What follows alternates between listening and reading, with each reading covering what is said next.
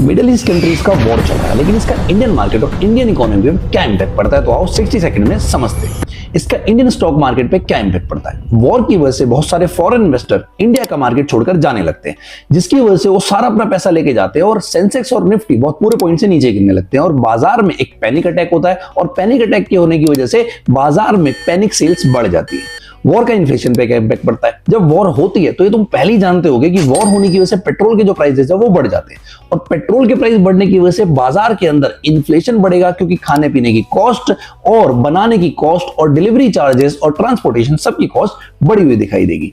War का GDP पे क्या इंपैक्ट पड़ता है। वॉर होने की वजह से पेट्रोल के दाम बढ़ते हैं और पेट्रोल के दाम अगर बढ़ेंगे तो ऐसा होने से प्रोडक्शन की कॉस्ट बढ़ जाएगी और प्रोडक्शन की कॉस्ट अगर बढ़ेगी तो प्रोडक्शन धीमा हो जाएगा और प्रोडक्शन धीमा होगा तो जीडीपी की ग्रोथ गिरेगी। वॉर से रुपी और फॉरेक्स पे क्या इंपैक्ट पड़ता है। अगर वॉर होती है तो इंडियन रुपी बहुत ज्यादा वीक हो जाएगा डॉलर के मुकाबले।